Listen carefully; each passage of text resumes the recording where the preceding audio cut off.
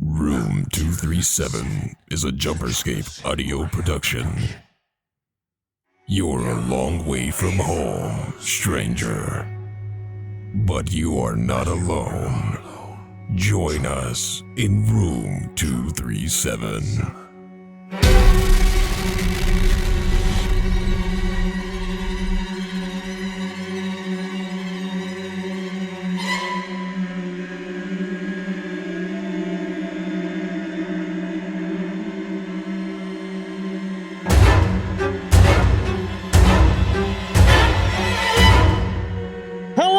Welcome to Halloween! It is finally the day, and you are possibly watching this on October 31st. Maybe. It is Halloween, and it is a special day. Yay! We're feeling very festive, obviously. We're wearing our costumes. And so let's just get right into it. What are we talking about? So, this week we watched the Blumhouse Halloween movies. Yes, all three of them. Yes, Halloween 2018, Halloween Kills, and Halloween Ends. And end it did. Oh, there's so many opinions to come. Oh, yeah. So if this is your first franchise review episode, kind of how we do this a bit differently than our normal episodes, we're just going to go through each movie's cliff notes, highlights, kind of things we like, things we don't like, and give our score for each movie as we go. Be a bit less detailed than our usual analysis, but we're going to have some arguments We're going to have today. some arguments. I don't even think we're going to argue. I don't think it's really on us that we're just going to bring up some valid points. Because there's some things I love about these movies, and there's some things I really, really, really hate. We watched, well, I'll put it this way. We watched one of them last night, and I went, oh, I wish we weren't covering this so I could stop watching it. It's very unfortunate. It's really bad. So kind of brief explanation of how these movies kind of came about. So they're all three of them are done by the same people. It's under Blumhouse. They're all directed by David Gordon Green and co-written by Danny McBride. And that really shows because Danny McBride's a comedian. And there is some stuff that is hilarious in these movies. It works really well, I think, for the first two. Yes, but well, we'll get there. We can already see the opinions forming. The thing is, Halloween is one of the messiest franchises imaginable. There are literally like 9 different versions of a timeline that you can like put as your headcanon timeline, basically. It's what Marvel's becoming. Yeah, so this is the newest one, and it's, in terms of a beginning to end, it's the only one that is like an actual fair beginning to end, in my opinion. Oh, it's very clear that for this timeline, they had planned out what the beginning was and what the end was. Yes, and for everyone saying, what about H2O? Halloween Resurrection is part of that timeline, and it completely ruins H2O's amazing ending. In that ending, Laurie kills Michael, beheads him, and then in the next movie they're like, that wasn't Michael, that was an EMS worker, and Michael put his costume on him. Just so they could make another Whiplash. movie. Yeah, Whiplash. It's really dumb. So this is like, that's one thing that I'll say right off the rip as a whole series that I like about it is the fact that there is a beginning, a middle, and an end. And that's nice because a lot of times with a lot of these franchises, they don't get a proper ending. They just kind of stop being made. Sorry, in the middle of that, I discovered that I had thumb holes in my jacket, and it made my day. Thumb holes. Okay, anyway. I wanted to let that linger. So we'll just get right into Halloween 2018, which I think you can say is definitely the best one, quality-wise. I think as a whole story, probably the next one kind of feels like a fraction of a story because it feels like a part 2 movie. It's a middle child. we'll get to ends when we get there. Yeah. So Halloween 2018, I remember being super excited for Mhm. when the trailers were coming out, and like I was reading all the behind the scenes stuff and like trying to like get all the little inside scoop on the movie. Lore. I was so excited because Halloween, I would say in that point in my life, was my favorite franchise. It's not anymore. But I was so ready to see Michael done right again, because And Michael is so brutal in these movies. oh yeah, and It threw me completely off guard. because James Jude Courtney does the majority of the stunt work in the Michael costume, and he brings this like physicality to it that It's so brutal, and it's not just like, because I feel like when you watch the first Halloween movie, some of the kills are almost comical yeah, because they're not. Most of them aren't really. Some of them aren't really physically possible, and for two, they're not really. They're a 70s pretty tame. style. They're tame. So it's.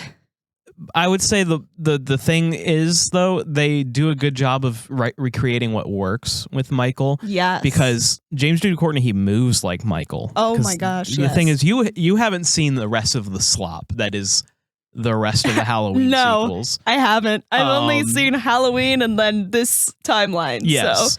So. Michael's as a character kind of degenerates. Like there's so many subtle things about Michael in the first movie that work, from just the way he moves his head, the way he like just can emote slightly. Yes.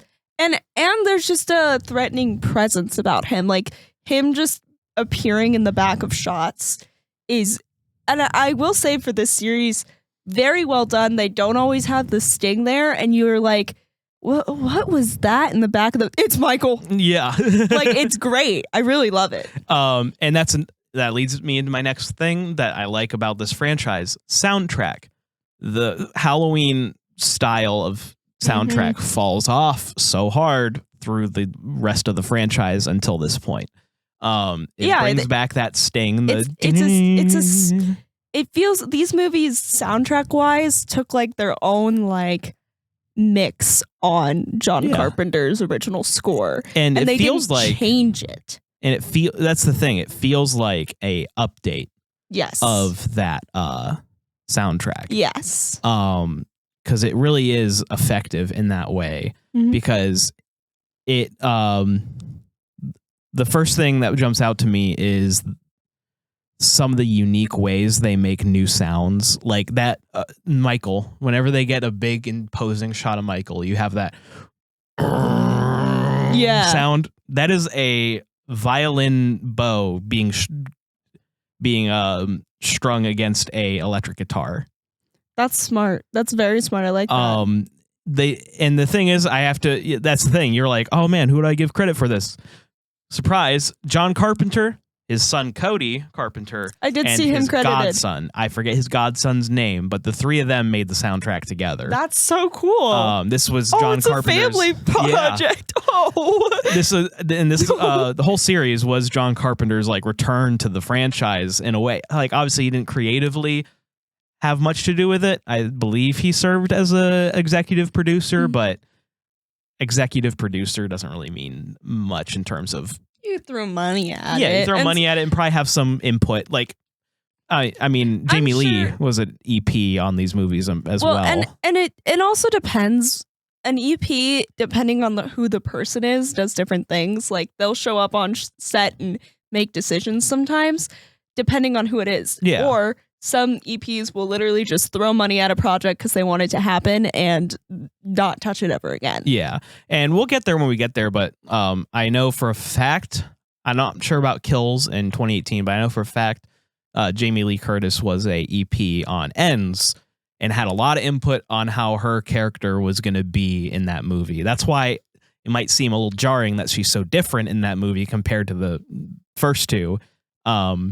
Is she wanted Laurie to end up at least in a better spot. It'd be better. And you It know, works. and it does work. I like it, I like it too. but like I said, we'll get there when we get there. Let's go. Let's start with Halloween 2018. Yes. Let's get into it a little bit. So this movie basically starts with the most annoying podcasters you've ever heard or seen. I hate them. I hate them. They're supposed to be true crime podcasters. They're like getting into the nitty gritty or whatever, but they're rude. They're very much a parody of. They are, and they're terrible. I can't stand them.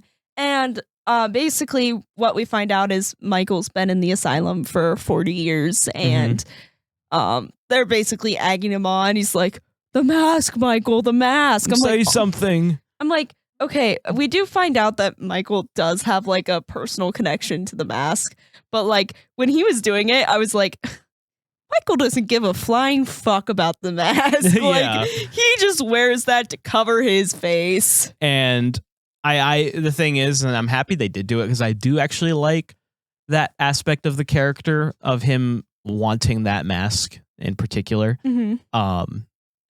And that's something they explore a lot in the Rob Zombie remake is Michael wanting to hide his face. And like he's like literally makes masks in the sanitarium to cover his face. It's very Phantom. It's very Phantom of the Opera. Yeah. Now Michael in this movie, he's I do like that they slowly as these films go on, try to explain the supernatural aspects of Michael without over explaining them. Because and that's what I will say about these movies. It's like when I watched the first Halloween, and we just talked about this in the last episode, I don't like the idea that evil is just born. But in this movie, they explore more of the supernatural side of Michael without being outright about it. Without being like he is some entity, he is some force, he is like you don't have to say that. Like they keep calling him the boogeyman. They keep kind of early on in this movie, Jamie Lee calls him the Shape, and I was like, oh yes, yes. Like it felt so perfect in the moment because that it doesn't personify him anymore. He's not Michael. He is a thing. He is an it. Yes. And they do a very good job of keeping it clear that he's not him. Because Michael Myers, the person, is incidental. Yes. The Shape is what he actually is. Yes. He is the boogeyman. And that's what I like about these movies is like they don't try to...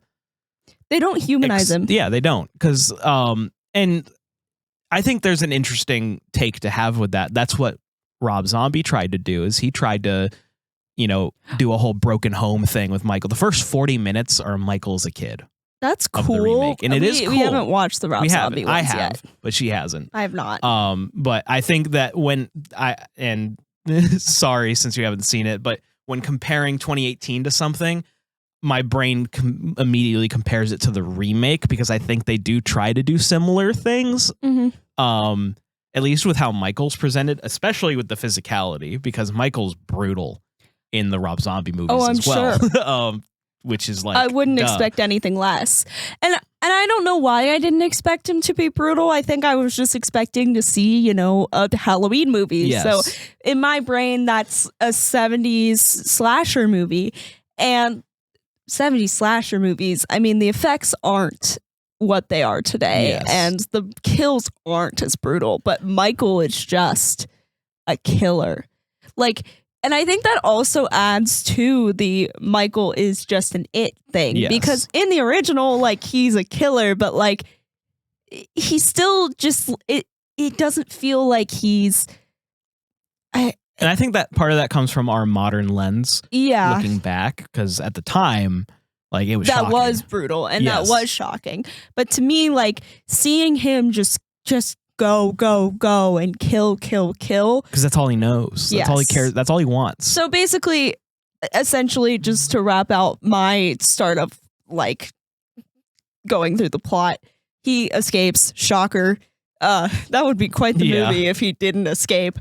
And it all kind of leads to this big fight at Laurie's house. Yes. So I want to highlight that this movie does a really good job of I'm not even saying franchise Halloween, but Halloween itself, it does a great job of making it feel like a Halloween setting. Oh yeah. A more realistic one. Like you just see like, some decorations here. It's not like super ham-fisted. It's like just the way the air looks. It's like it's so hard to explain. Yeah, it's very, and I mean they're going to Halloween parties and they're talking about Halloween costumes. Like it's a natural feeling. It doesn't feel like Halloween is being shoved in your face. Because like I love the movie and we just talked about it. Trick or Treat is very much Halloween isn't really this awesome anywhere I've ever been. It feels much more like your normal hometown Halloween. Everyone's getting ready for trick or treating. The kids are going out.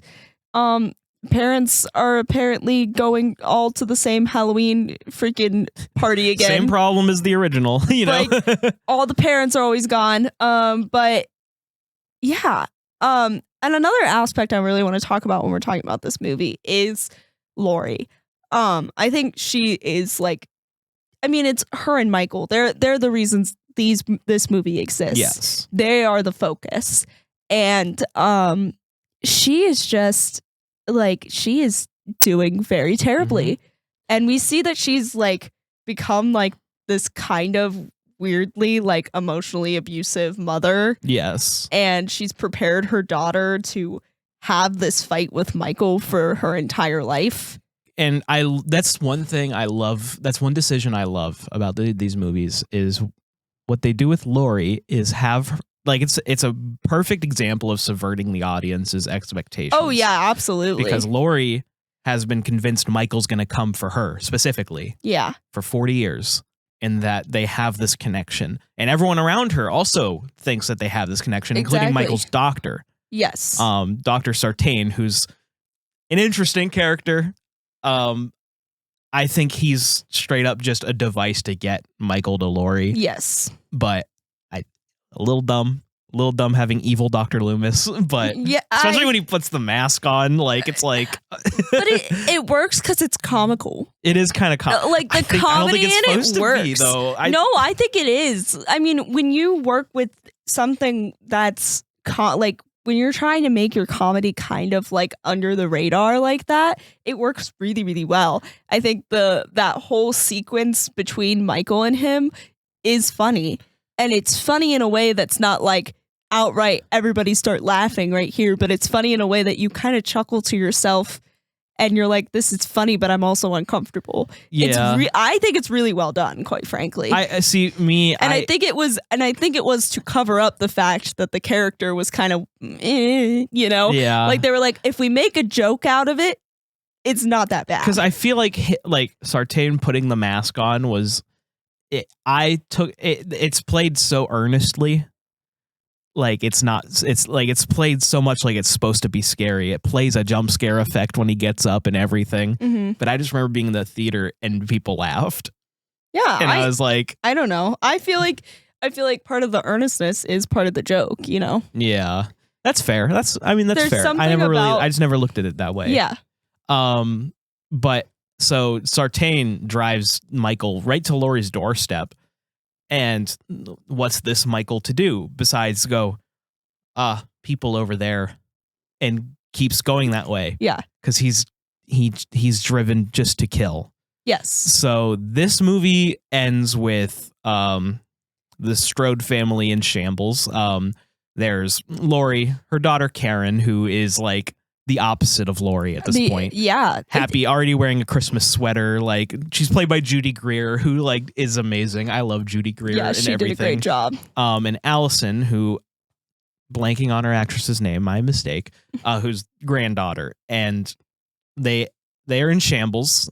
They burn down their house. They burned Dad down is dead. Laurie's house. Dad's dead. Michael killed him. They think Michael's trapped in the basement, and the movie ends with you just seeing the basement burn. And the thing is, they definitely ended it this way because they weren't sure if they were going to get greenlit for the next two, because this movie did so well, and then the next two got greenlit, and they were going to be made back to back. But then I think this is the first time that this has been a factor. Pandemic happened. Yeah. And it's unfortunate, but you can tell in the next one. Because Kills started filming in 2019, and I don't think it wrapped. I mean, I think it did finish filming in 2019. How does she look so much older then? Like Allison? Maybe they tried less to make her look young. That might be what it is. Yeah, and also you age a lot in 2 years, because I think this one was probably filmed in 2017, maybe late 2016. She looks like a adult. So that's like, that's 3 years, and in that time you grow up a lot. And then you try to pretend it's the same night, Yeah. And then I remember the plan being that Halloween Kills and Ends would be filmed back to back. I'm not sure if it actually ended up happening that way because of the pandemic. I don't remember off the top of my head, but the movie didn't come out until 2021. They decided to wait till theaters opened back up the next year. But because it was supposed to come out in October of 2020. Yeah. But it got delayed a whole year. And so that means Ends also got delayed a whole year because they came out 1 year after the other. And so Halloween Kills picks up immediately after 2018. But to wrap up our thoughts on 2018, I mean, right out the bit, like right away, you can tell that they actually really put work and love into it. And there's always a little bit of a fear from me when a movie comes from Blumhouse. This doesn't read as a Blumhouse movie. I'll be honest. Not in the same way that a lot of other movies, like there's not a lot of jump scares where there shouldn't be. There's not a lot of like misplaced things that I see a lot from Blumhouse movies. And I'd say that doesn't last for the next two movies. I would agree. I agree. I still really like 2018. I think it's a shame because I think both 2018 and Kills get retroactively harmed by Halloween Ends. Oh yeah, for sure. To where I don't feel as good about them because I know how it goes. It goes. Like exactly, because the first two do such a you're immediately readjusted back into the world. You immediately care again about the characters, and you are made to care about the new characters as well. And this movie did very well, both at the box office, critically, and in the eyes of fans. And those are the three elements you need, in your life. And that trend would slowly continue because Halloween Kills was divisive, where critics hated it, audiences were mixed on it. And then Ends was just a flop through and through. Yeah. Well, for 2018, how many of Mr. Elrod's Backyards out of 10 would you give it? That's such a random poll. Yeah, I know, right? I'm gonna give it 8.5 Mr. Elrod's Backyards. I'm gonna give it 8 Mr. Elrod's Backyards. Shout out Michael, by the way, for listening to Oscar's problems before killing him. That scene is hilarious. You ever just want a girl so bad and you just can't have her?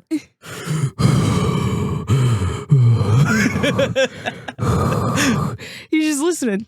He was like, I might as well just let him get it out. Yeah, he's probably also just thinking of, how am I going to kill this kid? Yeah. He's waiting for the light to flash that fence again. post looks intense. Yeah. But yeah. So on to Halloween Kills. Yes. Which easy segue because it picks up right where we left off. Yep, pretty much. So you have Cameron finds Officer Hawkins, who we didn't talk about. And we didn't talk about Cameron either, but Cameron is Allison's boyfriend, and Officer Hawkins or Frank. Yes. I prefer to call him Frank. Frank is he's not the sheriff, but he acts more like a sheriff than the sheriff. I love the sheriff, though. He's a fun character. He's a very incompetent sheriff. Oh my gosh, he's terrible at his job, and that's why I kind of he did not take Michael seriously in the beginning, and that's why everything happened the way it happened. What are we gonna do? Cancel Halloween? You idiot. Yes. go issue a freaking order and tell people to stay in their homes. Like, oh my God. And yeah, Frank was an officer who was there in on 1978. Yes. And this we is get to their know now. segue where he says he's blaming himself while he's bleeding out. And we, boom, suddenly flash back to 1978. And it is great. And it looks so good. It looks amazing. The only thing is the Meyer house. Because I understand it. I went and looked at some of the behind the scenes before this episode for Kills specifically. They were gonna build it in an actual neighborhood, in like kind of the same area to get it as close as possible to at least looking like visually like it belongs. But they basically knew they were going to film a lot of intense, a lot of screaming, and a lot of And like, they just didn't want to do it. and they didn't want to disrupt like people's lives Yeah. for like that long. So they And you built know it on what? a We'll give it. soundstage. They built most of Haddonfield on a soundstage. And while the Myers house doesn't look exactly correct, it's closer than most of the sequels that try to use the Meyer house. Most of them just pick another random house and say it's the Meyer house. Okay, heard. So like I can't knock the effort. Well, and they and the thing is, they definitely put the effort in. I mean, we they go literally around the recreated house. a tree because they thought that tree has a circle. People are going to notice that the circle's not there on the tree. So they built that tree. That's crazy. But like, there's that pipe that comes down and hits them when they're in the house in Halloween, Yeah. and that pipe is sitting there. Like, everything is the way it would have been left. You just, because it's built on a soundstage, you just have the sense that it's not the house, essentially. Yeah, but But- the thing is, they did so much and to work to replicate the look and feel of the original film, down to like the officers' uniforms being damn near identical. Like They look great. I They did had not even flares. question it. the thing is, they noticed that the officers in Haddonfield in '78 had flares on their Really? pants. That's So they crazy. recreated those. The cinematographer tracked down the original cinematographer to like basically learn how to make the lighting look the same. That's insane. They straight up like the costume designer, the guy whoever did the mask, obsessed over the original mask. Oh, it looked awesome. Because he knew it had to be right. Like literally they'd be on set and they'd be like, hey, Michael's got a hair sticking up right there. Can you mat that down? And he's like, no, it has to be there. That's what it looked like. Like That's great. and And that's where and I have to say this again. That's where like these movies make that difference. It's the passion behind them. oh yeah. You It's- can tell These give aren't a shit. cash grabs. And it makes me wonder what happened. We'll get there. We'll get there. But these first two aren't cash grabs. They feel they like there's are so much passion. projects. These are people coming to their favorite Halloween movie or their favorite horror movie and wanting to make it relevant to us now and make it something better than it's been. Because yeah. Well, I mean, at this point in like my life, like before I really got into all this, Halloween and Friday the 13th and Nightmare, they all get grouped to me into, oh, it started with one good movie. One of those doesn't get really put in there, but that's fine. That's what I thought before. And now they're all just trashy reshoots and reboots and the terrible movies. And Halloween 2018, I mean, and Halloween Kills wanted to take that trend and that idea and throw it in the trash and say, no, we can make a good Halloween movie. Halloween still can be relevant to audiences today. And you can tell that was their goal, and they did a good job at it. I mean, and here's the thing. Halloween is actually technically a family business. Yeah. It was the first movie was produced by Mustafa Akkad, and he's largely the one responsible for the franchise continuing for better or for worse. Now it's still being looked after by Malik Akkad, his son. so it's stayed in the same hands relatively. Not the same creative hands, but the same financial hands. And to know that, like, John Carpenter kind of got to use this opportunity to work with his son and his godson, that's amazing. It is. That's amazing. Like, it's a family project at that point, and it feels like that. It feels like you are being brought back to a world that somebody loved. Yes. And that's one thing that this movie, Halloween Kills specifically, I love what it does for Haddonfield, because it does kind of show you the community. You get to see characters from that original movie, like Tommy Doyle, who's not played by the same actor. He's played by someone else. Lindsay Ellis, who is played by the same actress. Lindsay's and great. I saw this really cute behind the scenes video of her and Jamie Lee like on set together for the first time. She's like, I carried you 40 years ago. I'm going to carry you. And she like picks her up and carries her. That's so Jamie Lee. Yeah. Oh my God. Sorry, I'm tearing up. Yeah. It's like, and that's the thing. This movie, a lot of people don't like, and it makes me sad because this movie, is it a little dumb sometimes?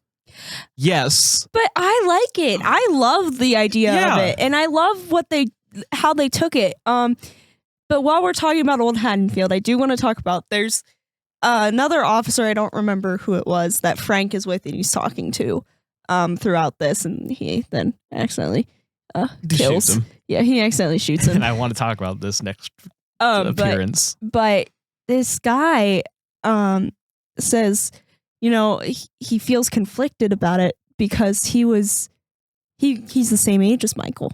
And his parents made him go over and play with Michael because nobody liked him and because he was a little bit off as a kid. And that perspective was insane. I'm sitting there watching the movie and I out loud was like, oh my God, that perspective's amazing. Like having that other...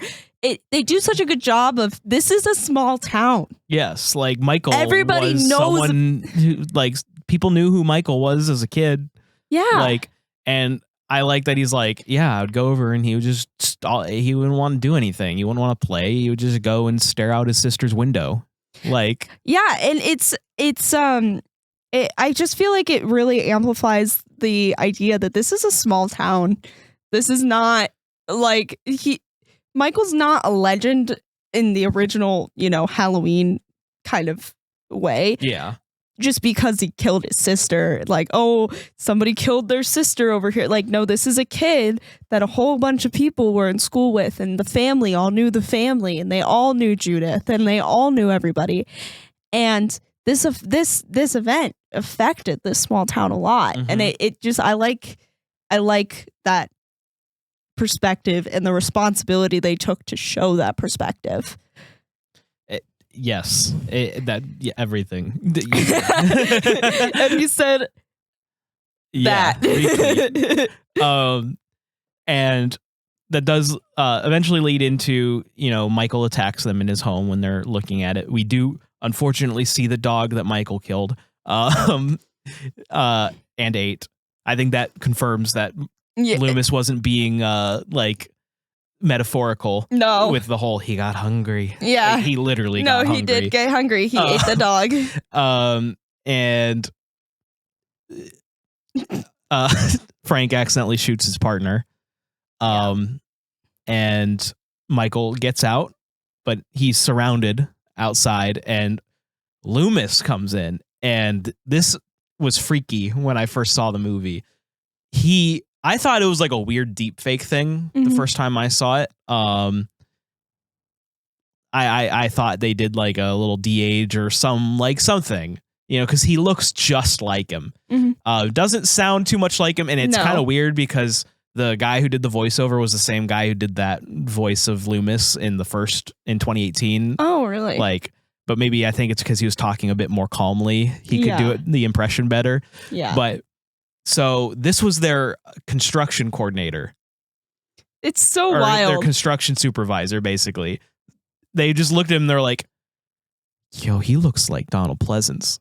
And so they did some makeup just to get him a little bit closer.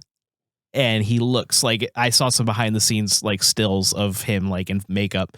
because you kind of see him in low light, and in Yeah. these, it's freaky. He looks identical. But they did have to give him the old Darth Vader with his voice, because they're like in behind the scenes footage, he's just going, "Michael, stop, Michael!" Like, it's kind of funny. Which, again, I have to mention, sorry, because this reminded me of it. The promotional material for these movies was, like, I didn't even know anything about Halloween when I watched the promotional material. Oh my God. Jamie Lee is so funny, okay? that one, it's just always that one. And I think it got memed, and I think that's why I always saw it. But where she's going, Michael, get out here. Like, ordering him around. It's just so funny. No, Jamie Lee yelling Michael was an iconic thing. Yeah. But here we get like one of our first weird stylistic choices things. Mm-hmm. Because like when Michael goes outside in 1978, like they do this thing where all the cops are pointing their guns at him, but then they like do these close-ups of like them going, it's him. It's like cutting to different guys. It's Michael Myers. Like, Yeah. it's so weird. I didn't think it was that. It was weird, but I like got the point of it. Yeah, The point like- was to, again, emphasize that, like, this is a huge impact on this community, Yeah. and they're scared. They are. And so we then cut back to the present, and we're in the bar where we're meeting all those old characters like Tommy Doyle, Nurse Tommy gives us Chambers. a nice little speech. Tommy Doyle, the way the dialogue they wrote for this poor man, he's such a weirdo. Oh my gosh, he is. But But Paul Rudd was a weirdo when he played Tommy Doyle, so he's like your hometown weirdo, though. Yeah, I he's like- don't think it he's your to me- hometown tough bald guy who's like, kind of but he like soft on it's the inside. when he's like mumbling to himself and stuff, when he's as like the bat, and he's like, "Ooh, old Huckleberry gonna swing and hit." like I didn't find it to be. I know other people, and I know you kind of find it to be weird. I didn't find it to be that weird. I felt like I don't think the choice was weird. I don't think like the character was weird. It's some of the like dialogue decisions and some of the camera work. When they zoom in really close to his face, and he's like, yeah. "The boogeyman's coming for me." Yeah, that He's is a coming little for weird. you. Yeah. Like, he like almost looks excited. Yeah, that And he doesn't even know that the boogeyman's already killed like 8 people more than that tonight. Like, yeah, and this movie is called Halloween Kills for a reason. It Oh my is gosh. the dead meat kill count champion for Halloween for the franchise. It's Oh my gosh. 33 kills. Yeah, I think this was one of the opening shots too.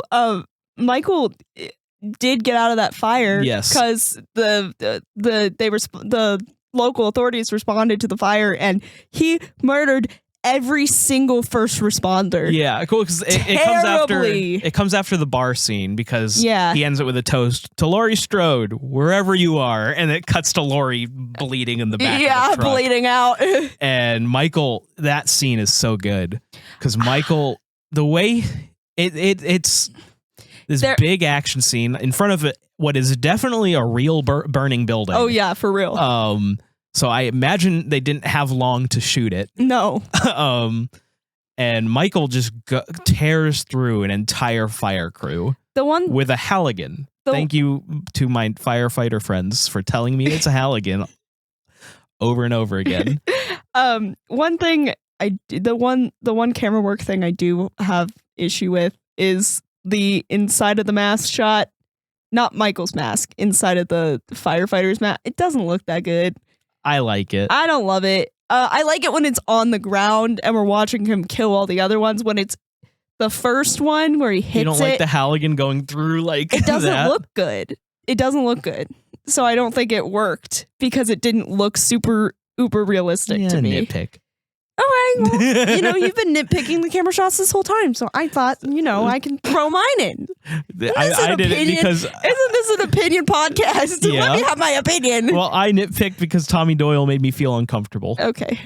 But But so this movie, to kind of skip around a little bit, this one has while the first one was like reintroducing everyone to like Haddonfield as a community, this one has, and like it definitely 2018 had a lot to say about like generational trauma And This one is about community. this one's about community trauma, Mhm. and mob mentality. Oh, absolutely. I think what it has to say about mob mentality is really great because basically the community rallies behind Tommy Mhm. to try to get Michael, to get rid of Michael. And it leads to a mistaken identity where another patient from Smith's Grove. Smith's Grove is Irresponsible mistaken. news work, because they showed the mugshots of the remaining patients who hadn't been found yet, and they showed an out of focus Michael and the other guy, the umbrella guy. Yeah. They should have labeled like something like their names. They should have said, "Hey, this one's Michael Myers." Yeah. You know, you think that'd be important, Yeah. considering but he's already killed people. But it's a mistaken identity thing. They go after a patient who is not Michael. And I feel so bad for him. Like And when he's he- like waddling away, he's just like so scared looking, It's really sad, and he because he goes to the hospital for help, yeah, and that's where the angry mob is at the hospital. yeah, and he ends up jumping out of a window in the hospital, Mhm. and And it's graphic. it is very graphic. It is very sad, and you can tell like Tommy holds it. You know, like he holds what he did. He understands what he did, and he Mhm. feels terrible. Because he tries to, you know, I honestly think Karen forgives him a little too easily. She's like, because he's like trying to apologize, and she's like, well, none of us are innocent, I guess. Like, I think that it's just Karen trying to like move on, and because she knows there's bigger fish to fry right there now. are bigger because fish to fry. Exactly. Allison's fallen into the angry mob. She Yeah. wants to find Michael and kill him. She Um, goes, so she's off with Lonnie, who, if you don't remember the name Lonnie, is the shit-nosed little kid from 1978. Yeah, he was the bully, and he has his own Michael trauma because Michael ran into him in the middle of the street and didn't kill him. Because Michael sometimes is like, I don't need to kill a kid, but other times when they have a goofy, raspy voice and like dance, then I guess Michael kills them. What? The one kid in 2018 who's like, I don't want to go hunting with you, Dad. I just want to go to dance class. Yeah, I forgot about that kid. I forgot. That's the thing these movies do so well. They get you so attached to these random Haddonfield residents, Yeah, only to kill them. yeah. Because I love dancing kid and his dad. Like they seem like the ideal dad who doesn't relate to his son very well, but is trying. He's trying so hard. You know, like, because he's like, oh, why don't you like hunting with me anymore? He's like, I do like it, Dad, but you know, I have dance class. Like, and like he's trying. I don't want to And- miss dance class, man. And that's the thing. These movies keep doing this because there's also the one couple with the lady we saw that in the first movie. She was the undertaker at the cemetery, she's practicing her droning, like, Oh yeah, and her husband, and they're just like sweet people. Like he's like, oh, did you see Lori's house is burning down? I saw all the firefighters head that way. He's like, that lady's a nutcase, right? And he's like, don't you mess with that woman. She'll fuck you up. Oh yeah, it is, and that's the thing is they And you just connect know us. they're going to die. Yeah, Like, it's so hard, and I they do a really great job of all that. But Uh-huh. I don't yeah. think it's done anywhere better than with Big John and Little John. oh my God, Big John and Little John. Like, I know some like, so they're, for me, I see them as a very loving, funny, like, gay couple. Oh yeah, no, where this their is, gayness is like incidental. But I know that some people have said that they're like stereotypical and offensive. I don't really agree with that, but who am I to say? Like, I mean, I'm not in the position to say what's offensive and what's not because I am not a gay man. But I will say like they don't like do all the stereotypical things. There's no like it's like, yeah, I'm they gay, do. so I like theater. There's none of that. It's They do really have they have some innuendos. they have sex jokes, but like gay men make sex jokes. I don't know. I've hung out with gay men before, and they make sex jokes. And I feel like I've got this knife. I don't get that. I don't. I've got this. Stop, look, listen. It's Halloween. I'm sorry. I love everything with those guys. They're hilarious, and I don't think that it's really. It's not meant with an intention to hurt. It's meant with an intention for us to care, and I think that is where I don't feel like them. But then I saw they lived in the Myers house, and I'm like, oh no, they're so dead. They're so dead. Because the thing is, the way that they introduce that to us is so funny because they just come outside or whatever, and these kids are trying to harass them, and they're like, "Don't you know whose house this is? Don't you know this is the Myers house?" I'm like, they're dead. They're dead. They're gay and they're dead. But at least Michael, when he does kill them, he cares to make sure they rest together by posing them up, and the way they die pisses me off. Little John, Big John, the way he goes is fine. Michael appears behind him, and he just stabs him, and he crushes his head. Yeah, and you're like, oh, but then Little John walks into the room with his little knife, and he's like, Michael, you've come home. And Michael turns around, and then he presumably just lets Michael kill him. He doesn't run. He just goes, ah! And then you hear him scream.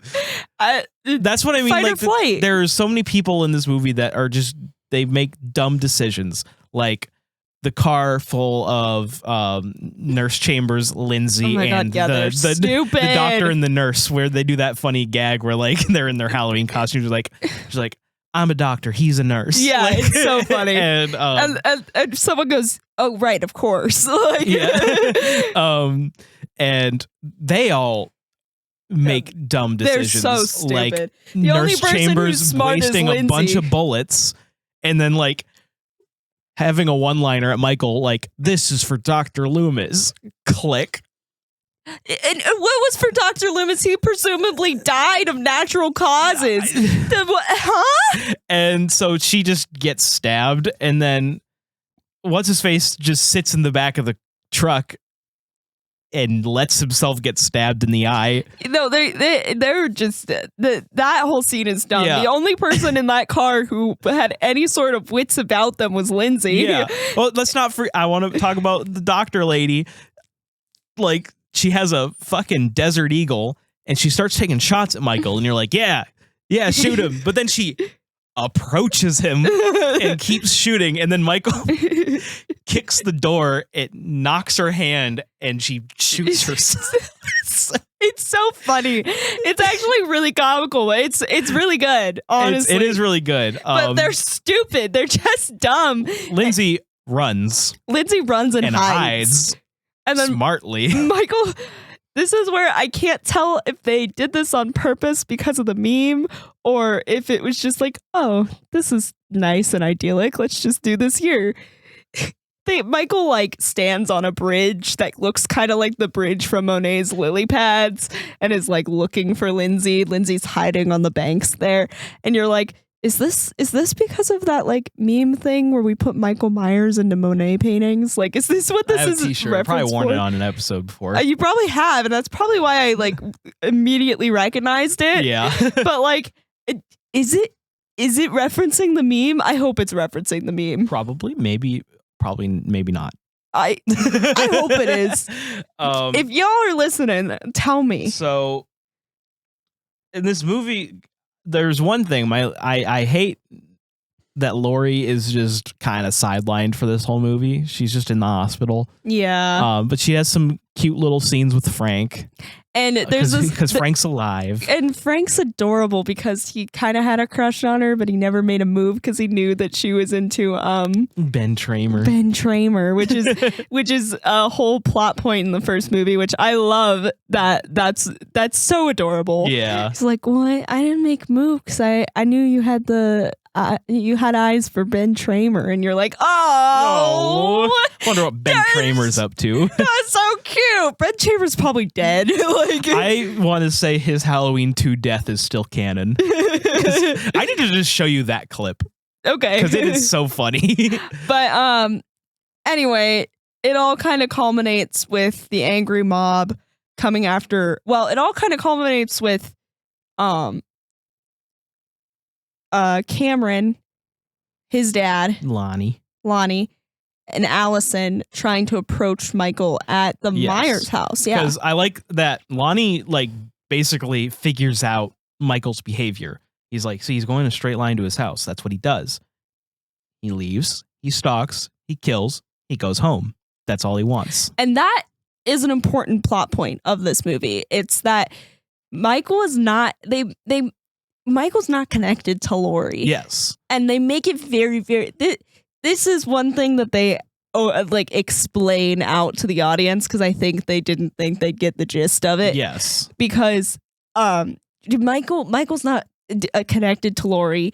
She's not his sister. There's nothing to put the two of them together except that she was in his path Mm-hmm. and he just started murdering. And it's nice. It's a good, like, it again is another It thing. makes Michael's the original idea for Michael as a character can actually flourish. Because they don't have to do this weird family thing, because Yeah. that's the thing, is in all of the other Halloween timelines, Michael is Laurie's brother. So they do this thing where Michael is trying to finish what he started and kill his whole family and kill anyone who gets in the way. And it's dumb. It's stupid. Well, it I doesn't don't lend like it. itself. It doesn't lend itself to this supernatural thing going on. Like, Yeah. it doesn't lend itself. It's like, to, well, why is he supernatural then? He's If just that's his motivation. It doesn't lend itself to he's a legend.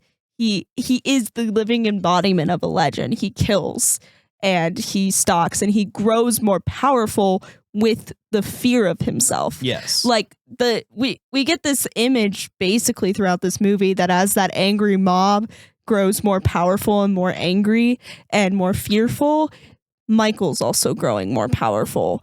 And it lends itself into the supernatural side a lot better. And instead of feeling like I did after we watched Halloween again, and I was like, I don't like this idea of a person just being born evil. It changes it, and I like it. I like it a lot. Ultimately, like that's why I like it so much, is because I saw the alternative of Michael having in the first attempt at a franchise, which is Halloween 1 to 6, Michael was cursed as a child by a cult.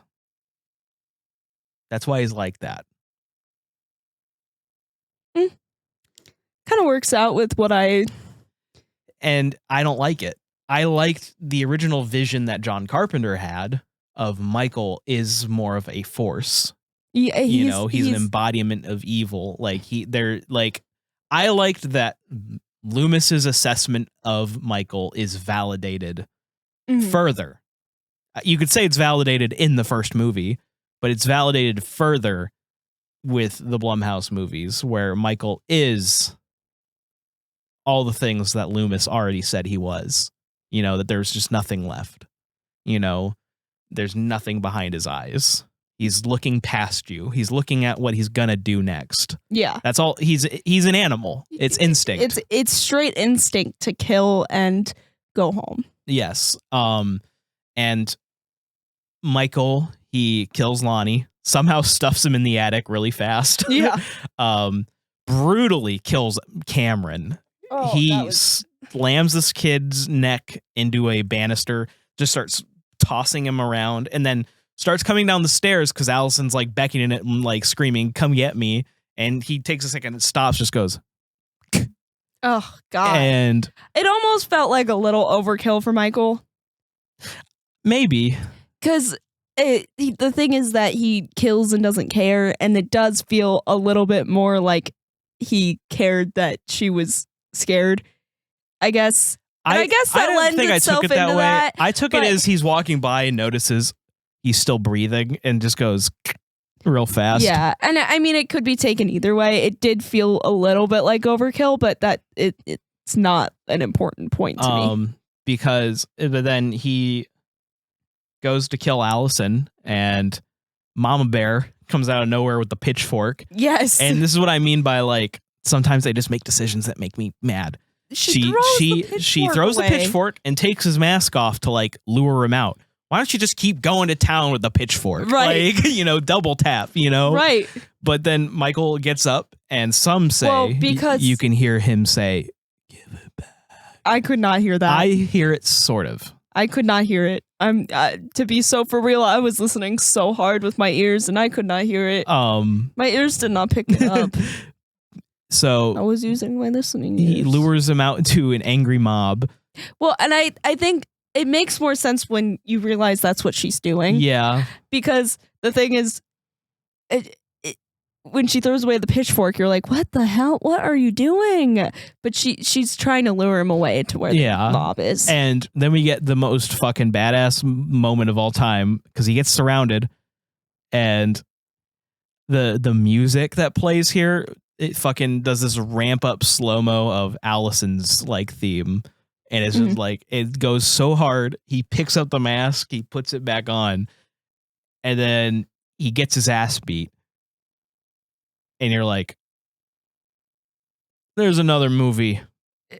Well, and to some extent, you're kind of like, oh, wow. They beat him. Finally, the community gets together. And then the thing is, a Laurie monologue starts. And it's basically like, you can't kill evil. Right. Like, kind of explaining what's about to happen. And you're like, fuck.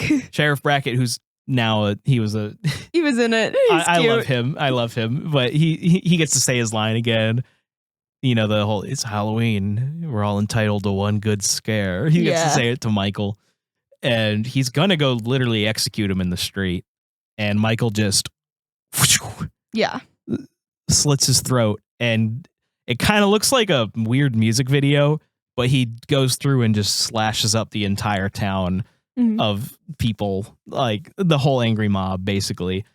And I don't know if you noticed, there was one lady who brought an iron. Yeah, I saw that. But it, of course, culminates in Tommy Doyle dying. He realizes what he did. Mm-hmm. You can see it, and it's sad. But it all kind of leads up to Michael going back to the house, and Laurie's still giving her kind of monologue about killing evil, and Karen is looking out the window because I think she saw young Michael in the window. Yeah, she took to heart, like someone said something about that. I can't remember who said it to her about him going up in the window and staring. Someone said something to her about it. And she, I think, was trying to understand Michael, and that's why she went up there. She was trying to understand what was he looking at? What is it? What makes Michael? And she goes up there and stands and looks out the window, and she does see baby Michael in his clown costume. And then you see real Michael appear behind her. And it's a real bummer to end the movie because I love Judy Greer. Hurts. It's very much in the style of the Judith kill in the original, like straight up like the zoom ins, like just her like doing this is all you can really see. And then the movie ends, and then Halloween ends was bad. Thank you for listening. Oh, we're not doing that. What? How many evil dies tonight chants out of 10? God, it's so annoying. I can't believe we went the whole thing without talking about that. Oh my gosh. No, but here's the thing. Like, that's part of it. That's part of tonight. That's part of why that's part of what the message of this movie is so good with is like, you understand and you want the best for the angry mob. Like, you understand why they're doing what they're doing. And until you start to see the pieces of it turning bad, you're like, yeah, they should totally band together. They should totally do this. Yeah, evil dies tonight. Yeah, right. they sell t-shirts that just say evil dies tonight. I kind of want one. But it's, it's lending itself to a message of, just because you're angry and just because everyone around you is angry doesn't mean you're going to make the right decisions doing that. And the message is not in your face. It's not spelled out for you. It's very well done, I think. And it makes this movie for sure. And I think that's why, like, no matter what people have to say about it, I didn't know. I figured people were split just because it's kind of a wonky movie, but I really enjoyed it. And it has such a good thing to say that it's a good movie. Point blank period. Well, how many Evil Dies Tonight chance out of 10? 9. Ooh. Yeah, I liked it a little bit better than I liked the first one. I'm going to go 8. I'm going to say I like them equal for different reasons. Mm-hmm. I think that 2018 is a much more solid like story. That's fair. And that's a fair argument to make. But the thing is, if I'm going to watch one in the Halloween season to have just sit back and have fun, it's Kills. Kills is a much more entertaining movie. It's more entertaining, and I personally think it has more to say. Yeah, that's fair. That's fair. I think what it has to say can sometimes come across a bit clunky and maybe a little preachy, but not as preachy as Halloween Ends. Halloween Ends, okay, has to be written by some CWS writers. Like, that's what it's the same people. It feels like you're watching a CW show, and not in the golden age of CW shows, okay? Like a recent CW show. So for those of you who are unfortunate enough to have seen it, you know exactly why this movie is not very popular. It's so angry. They made the very extremely confusing idea of, hey, let's have Michael barely be in this movie. Let's make it a rom-com. Let's make it a weird rom-com-ish movie. You know that works for character. Christmas. Let's try it for Halloween. Maybe if Corey was a character in the first 2 movies, it maybe would have worked better. No. But I said maybe. Because they randomly throw... the actor actually does a fine job. Actually does a great job with what he's trying to do. Everybody in this movie does a good job. It's the writing that's the problem, and that's what angers me. Because they have this character who, in Halloween of 2019, accidentally killed the kid he was babysitting by, like, he got trapped by the kid because the kid was a little shit. And he freaked out. Yeah, and he barged a door open, knocked the kid in the head, and the kid fell down like 3 stories. Yeah. Like, and died. Yeah. So they do this thing with Allison and Corey where it's like, oh, people look at me different, just like you. And it's like, but I'm a killer. You know, I killed a kid. Like, and then it reads like a CW show. So, and then Michael lives in the sewer now, and now he's weak and old and frail, and so Corey can beat him up. Like, yeah, it's weird. Corey looks him in the eyes and like it transfers the evil. The only thing, and I kind of like that idea, it comes off wrong, and I think the thing is, the way this movie was written wasn't going to make that idea work. No. Because I like the idea personally that Michael, how he is supernatural. It's like a curse. And that's the thing. They did this already. Halloween 6 is called Halloween 6, The Curse of Michael Myers. And it's that cult trying to do that curse again on another kid. And this is essentially... What, does it superhero Michael? What? Because does Michael try to stop the cult or something? No, he tries to help them. He's like trying to abduct the kid. Oh. It's essentially a very similar idea, executed way differently. Don't get me wrong. Well, because they didn't like talk, like they talked about it, but they didn't like talk about it. I think the idea could have worked if the movie was if it wasn't written as a rom-com. I say let's cover this movie a little differently. Let's just say the things we liked, because it'll be shorter, and then the things we didn't like. So things that I'll say I think we both liked was we both liked Laurie. Yes. how she was in this movie, because so Lori is trying to move on for Allison and for herself. Mhm. She wants to live a better life. It's so nice to see her happy. Yep, she's like baking pie. I think it's a little weird that she's still celebrating Halloween. I that was a little step too far. She's like, oh, it's a Halloween tradition. I think where's your costume? I think that's like, her just trying really hard to move on. and it works, but I guess it's a little out of my brain's like realm of possibility that someone with this much drama related to a holiday would try to celebrate the holiday. Honestly, I'm surprised that they don't celebrate like La Dia de los Muertos and like have an ofrenda to all the people that they killed that got killed on Halloween. I still say it's too similar. Like I feel in like vibes at least. Well, but like in the way that they'd be able to then, instead of, they could transfer the holiday into feeling like a way to celebrate the lives of those they lost instead of. Yeah, it would. I do like better. that. I do like the little Easter egg that the pumpkin that Lori carved is the same as the one she carved with Tommy Doyle. Yeah, it's cute. So I like Lori. I don't like what they did to Alice. We'll get there. I said things we like. Here's the thing. This might sound contrary to how I set up our review of this. I actually did kind of like Weak Myers. No, I did like it. Because it was an interesting perspective. Because for me, him like basically rotting away in the sewer, like, was kind of interesting. For me, it's just seeing him get bitched by Corey Cunningham, like halfway through the movie.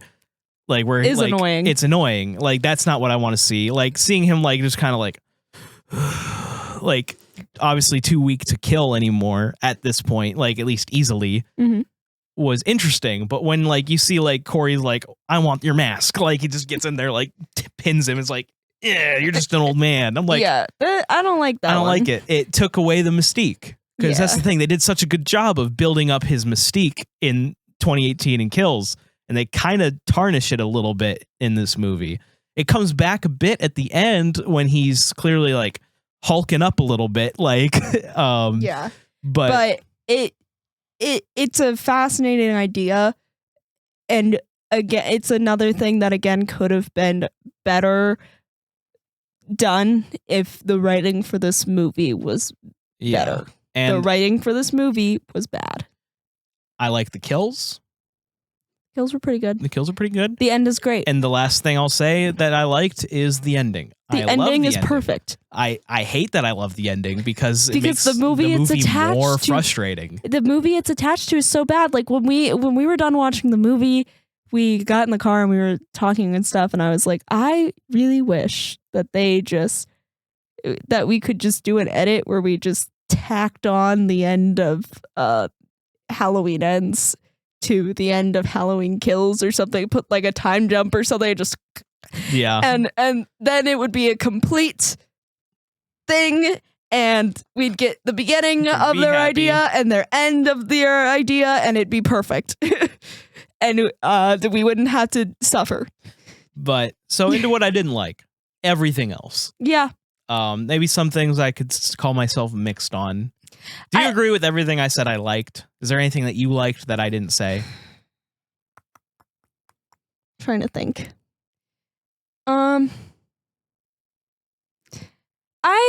I like the idea of kind of a found family that the movie had. Like, of course, Lori and Allison are actual family. Yeah. But it looks like Lindsay was brought into their family as well. And they had a little bit of their own growth just all together, the three of them. And that was really nice. Mm-hmm. In the beginning of this movie, I did start to enjoy it until it started feeling like a rom-com. And then I was like, when am I going to start watching a Halloween movie? Mm-hmm. The last 20 minutes. The last 20 minutes. And Frank. Oh, Frank. I like Frank. I love Frank. I would say, I would amend when I say Lori, I like everything that had to do with Lori. Yeah, Lori's whole plot line is cute. But she's a subplot. Even she up is a to subplot the to the ending. Even up to the meet cute. that she sets up. Well, Yeah. it's not a meet cute that she sets up her granddaughter with Corey. That whole plot line there was actually kind of cute, but because it wasn't attached to a regular Halloween movie, I didn't like it. And the problem is Laurie. You see, the thing is, if I say I like Laurie's whole plot in the movie, sounds like I like the plot of the movie, but that's like a fourth of the movie. But it's like most nothing. of it. The thing is, I know the idea was Halloween 2018 was Laurie's movie. Halloween Kills was supposed to be Karen's movie, and this was supposed to be Allison's movie. Right. The problem is I just don't like what they did.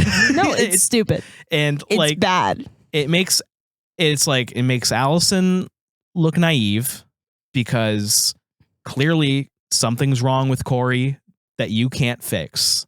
He's clearly, especially obviously after he's infected or whatever by the Michael virus, he clearly is not right. Could it be that this is like a weird thing that happened because of COVID? Could it be that this weird plot point, this whole weird plot came to be because of COVID? Maybe Because the consistent use of infection. I just realized, like, I just put that together. Could it maybe possibly be that they were like, we want to say something different with all the social justice issues and all the other stuff going on? it doesn't work. Because this movie is extremely preachy. It watches like a new episode of Grey's Anatomy. And if you know what I'm talking about, you know. Yeah, this movie like tries to it's like it's preachy in the sense that it feels like it's shaming the audience for how they probably already feel about Corey. Not even just Corey, like Anybody. half of these characters in the movie are only there to make a point about something. There's a creepy cop guy who keeps stalking Allison, and like he's only there so that Corey can kill him later for being a creepy dude. Like, and it's supposed to And make a all point the about side characters. feminism or about something. And now like also like the entirety of like they try to make a point about like here's the thing. They try to make a point about Haddonfield as a community is completely broken after Halloween because everyone just blames Laurie for what happened now because they need a scapegoat. And like get mad at Laurie for moving on. Like It's dumb.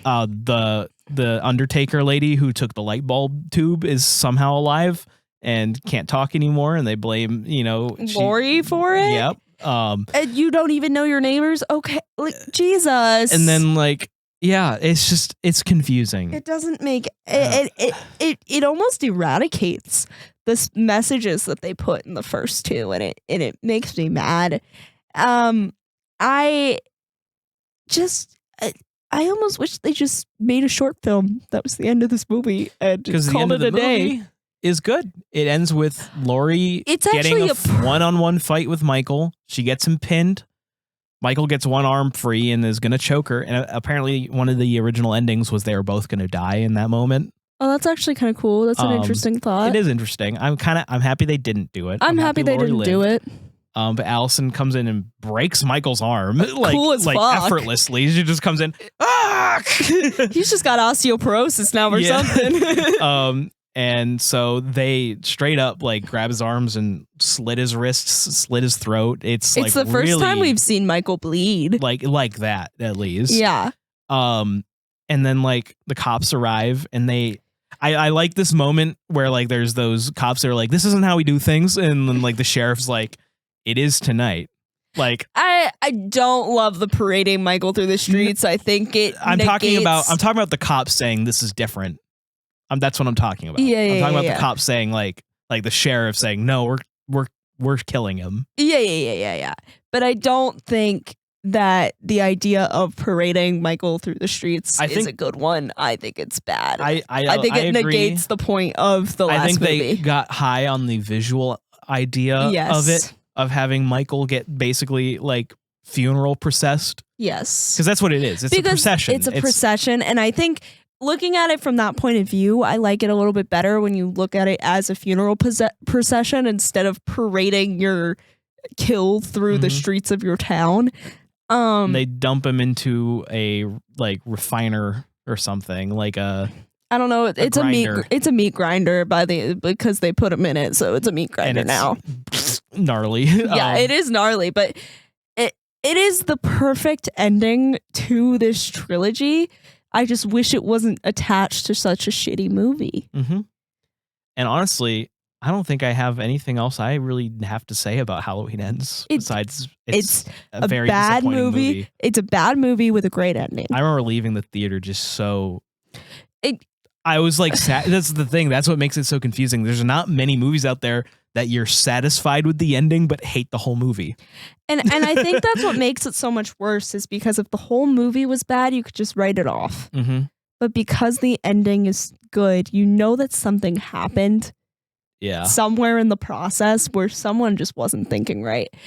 And it's also not bad in the way that like you could say someone got too high and they wrote this movie. Like because it's not a fun bad. It's just a bad movie. But yeah. It's a bad movie. But that's Halloween Ends. That's it. How many dead snobby band kids out of 10 would you give it? Can we rate like the movie separate from the ending? Because that totally fucks up my rating. The rating, the ending. Here's the thing. Personally, the ending is not actually changing my ranking because I will say I love the ending, but it's not going to change my ranking because the movie's bad. Yeah, the movie's just bad. I mean, it's like the movie is. It's like a 2 out of 10. Yeah, I was going to say 3 or 4. 3.5. It's a 2, maybe I'd say a 1. all 3.5 of those points probably come from the ending. Like, it was miserable to watch. I didn't want to watch it. I wanted to turn it off, but I stuck through it for you guys. The way I'll put it is this: I respect them trying to do something different. This was just not the place. You should not have done it for the last, what is supposed to be the finale to the series. It was a bad movie. I don't respect the decision to do what they did. It was not bad. what they did. Just the idea to try some. I mean, blanketly trying something different. Not even what they tried. Just I'm saying. I guess I commend that effort, but this wasn't what you should have done, and this was definitely not the movie you should have done that risk for. Because the risk didn't pay off. This movie, I hate it. Yeah, it's bad. I thought maybe on a second watch, because I hadn't seen it since I saw it in theaters, I was thinking maybe I'll like it this time around. Nope. I think me complaining about it probably made it even worse than it originally was. Probably. Because God, that was awful. So yeah. That's it. Sorry to end on such a somber note because we were so high on the first 2 movies, but that's just how that's how the trilogy goes. This is how that trilogy goes. It's mad unfortunate, but yeah, that's the Blumhouse Halloween trilogy. It is. So, thank you so much for joining us for our first spooky month. This was very fun. I'm excited for next year. Yeah. But, of course, we have all of our resources on jumperscape.com, our Discord, our Patreon. If you want to help support the show, you can head on over there. But until then, happy Halloween, and we'll see you next week. See you next week. Ooh. Thank you for joining us this evening, stranger. If you enjoyed your time with us, please consider supporting us at patreon.com/jumperscape. Or join the community at discord.gg/jumperscape. We thank you for your listenership and hope you enjoyed.